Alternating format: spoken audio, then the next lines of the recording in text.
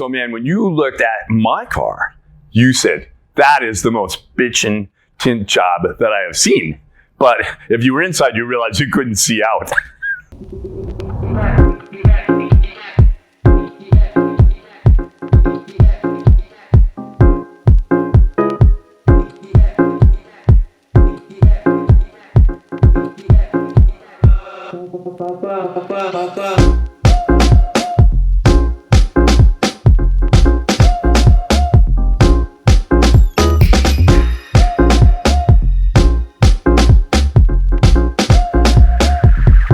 So, Larry Boyer, currently River Hills, Wisconsin, 74 years old with a 16-year-old hidden inside, trying to get out, and been interested in cars all my life and never really knew why.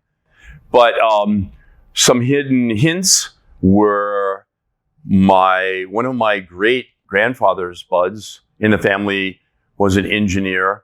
And then it turns out that my grandfather was a fabulous DIY engineer. It's the first guy I ever saw weld something together with the battery of his tractor out in the middle of the field. I didn't even know you could do that. Then it turns out that my uncle was a B-29 flight instructor in World War II, but he loved stock cars. And so when I was a little kid, he sponsored a stock car. And if you've ever been to stock car races, they also did figure eights and demolition derbies. And personally, I like the demolition derbies, but I never got to drive in those. And so years later, so this is just family backstory, years later in racing, I'm invited to go race some Porsches at Indianapolis Raceway Park, not Indianapolis Raceway, the Brickyard. And my dad, who's an old Navy chief petty officer and very quiet about everything in his existence, finds out I'm going racing at IRP with two Porsches. And he says, hey, are you going to Indianapolis Motor Speedway? And I go, no, Dad, that's the Brickyard. I'm going to go race on this little course, southwest of Indianapolis with some pretty fast Porsches, a couple of 944 turbos, etc. He goes, well, that's really too bad, because if you went to Indianapolis Motor Speedway, you could look up some stuff on your Uncle Joe. And now I'm like 40 years old, and I have never heard this story before. 40 years old. And my dad goes, yeah, your Uncle Joe was like Joe Boyer. And Joe Boyer won the Indianapolis 500 in 1924, co-driving with Leo Coram. And I thought, my dad is in the Navy for a long time, and he has got a lot of bullshit stories. So I had to check with all the relatives. And years later, when Mary and I were working for a company called AMCI that did AMG rollouts for Mercedes, we were at Indianapolis Motor Speedway, and we went to the museum where Uncle Joe is on the plaque. And he used to drive for Louis Chevrolet for a couple of years at Indianapolis. Then he got hooked up by Duesenberg, and Duesenberg had 4 cars in 24. They qualified at 98 miles an hour on the bricks, wearing their little painter suits, bow ties, and glasses. And apparently my great Uncle Joe's car wasn't running very well, but he was driving really well. And Leo Coram's car was running really well, but he wasn't that hot. So it was an era where you could swap drivers and have co-drivers. So they swapped him out, and old Uncle Joe drove to the front and won the Indianapolis 500 in 1924. And I had never heard about it. And then I thought, why is that? So we're check at Indianapolis, and they have a record of everything that ever happened. They have photographers' notebooks from all the races, so you can get pictures. And it turns out he died in September of the same year in a crash at Altoona. And my dad would have been 4. So it wouldn't have been something, that would have been immediate in my dad's life. It was something that he learned about later and then finally remembered to tell me after all the years, that I had been into cars and racing cars. So there's a little backstory. I'm like, why am I so interested in cars? Where is all this automotive DNA? And to top the whole thing off, my brother was a crew chief and 20 years older than me. My brother was a crew chief on C-47s, which were military versions of DC-3s, and he was an advisor to the French in Indochina. And so there's all this mechanical and car-related stuff that was in my family that I had no idea of. So there's a little backstory of, Larry going, wow, I never knew any of that, which is like super cool, but in one sense it was very sad You know, because actually made it to Eline's little museum in a part there of Thiensville, Cedarburg, and he had Brian De Palma's car, one of the cars from 23 or 25 or something, and a picture of my uncle's car from 24. So who knows? Maybe that same car was destroyed, you know, in 24 at Altoona.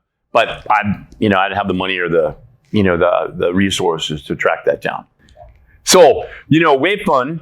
And so the segue that you guys got me going on was, how does someone like that get started in cars but not know any of that backstory, right? So I just revered my brother and my grandpa because they were just incredible.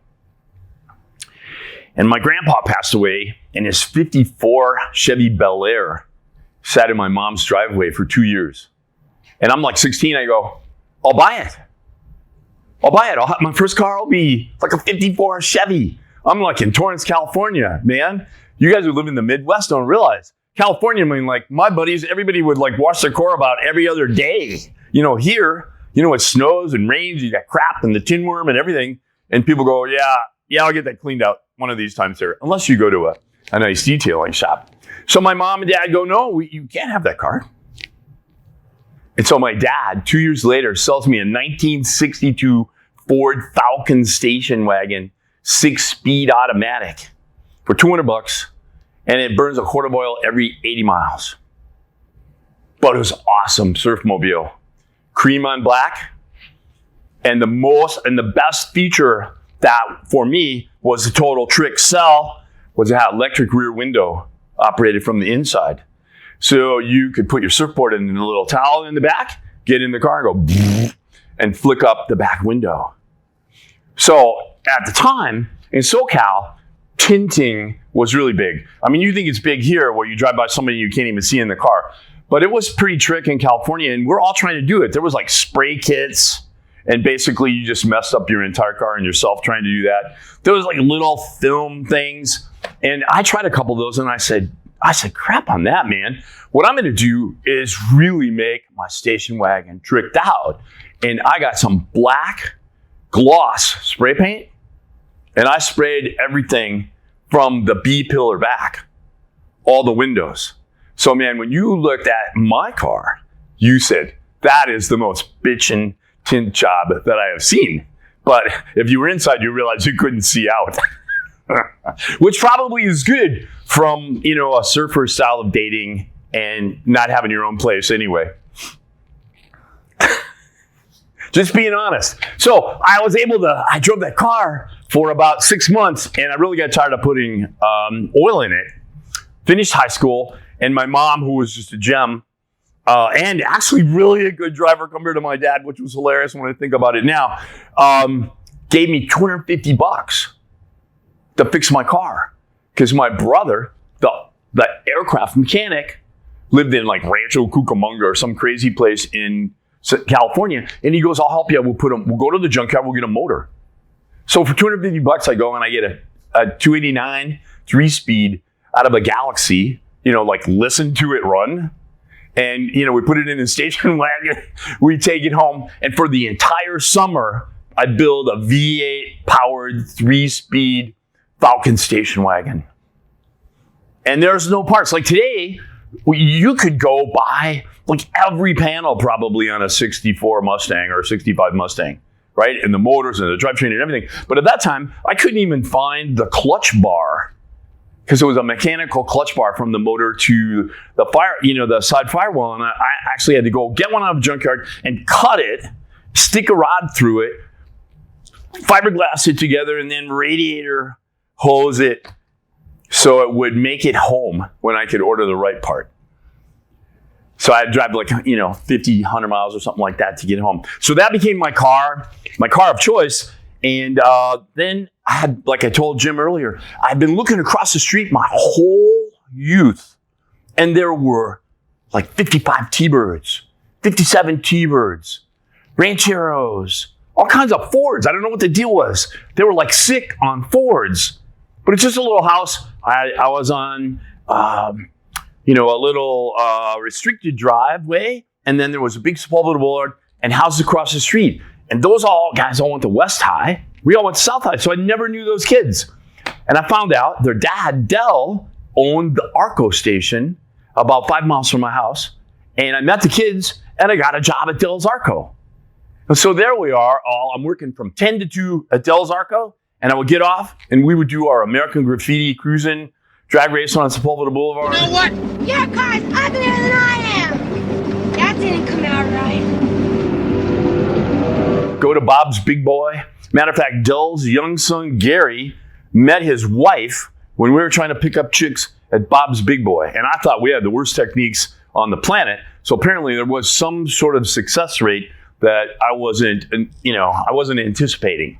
Me, not so much. I really didn't know what girls were till college.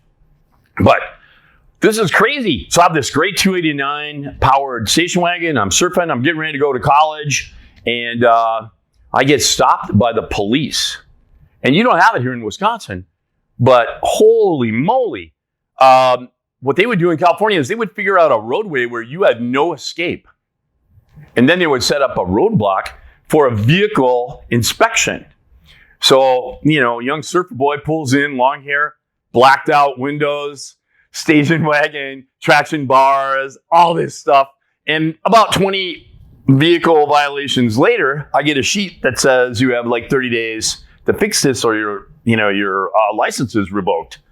And so Dell is like laughing and he goes, well, my brother Ray owns such and such salvage yard and they've got a really nice 64 Ranchero.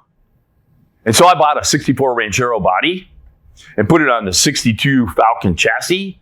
And I junked the 62 Falcon station wagon body, got a slip from the junkyard and sent it in with my police report saying I take them so seriously, I got rid of the car.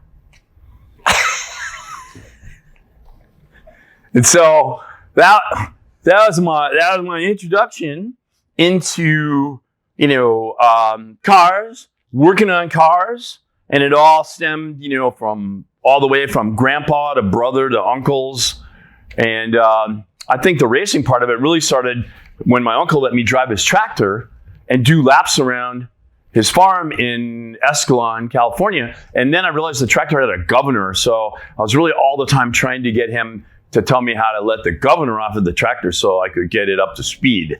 But he didn't want to ruin his big tractor rig, so he just let me drift it around the driveway for a while. So that was how I got into cars.